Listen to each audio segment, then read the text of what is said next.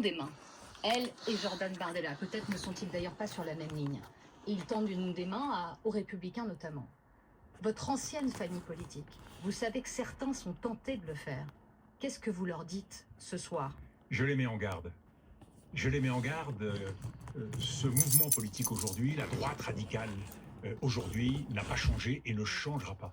Il y a une tradition qui est inscrite au cœur de cette famille politique de la droite radicale, qui a déjà été au pouvoir entre 40 et 45, qui, en 1961, a participé à des actions contre le général de Gaulle. Et vous entendez que ces arguments ne prennent plus, non plus de prise de mais je le sais bien. Ces arguments, ces références mais à je le l'histoire, sais bien. Je le sais bien. Mais regardons ce qui se passe au-delà de nos frontières. La droite radicale, elle est au pouvoir aux États-Unis. Que fait M. Trump?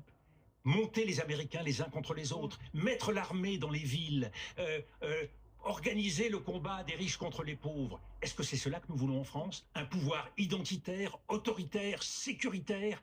Nous changeons de république. Nous passons d'une démocratie libérale à une démocratie illibérale. Regardons ce qui se passe en Allemagne. Le premier parti en Allemagne, l'AfD, parti d'extrême droite.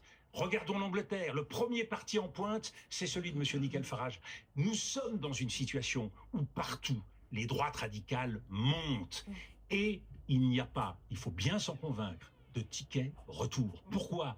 Parce que ces partis n'ont pas d'expérience, mais ils sont sous l'influence du trumpisme et du poutinisme, avec des leviers comme le numérique, les nouvelles technologies, qui permettront de mettre à la botte les opinions publiques en Europe.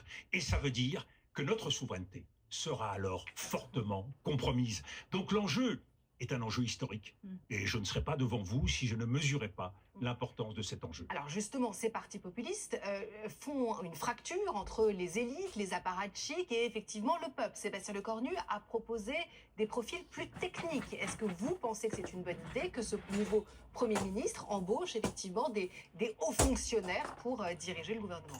Cela fait partie du tour de table que le Premier ministre doit faire, en liaison avec les partis politiques, parce que rentrer dans une logique de débauchage vis-à-vis des Républicains ou vis-à-vis des socialistes, ce serait immédiatement s'attirer les foudres de ces appareils.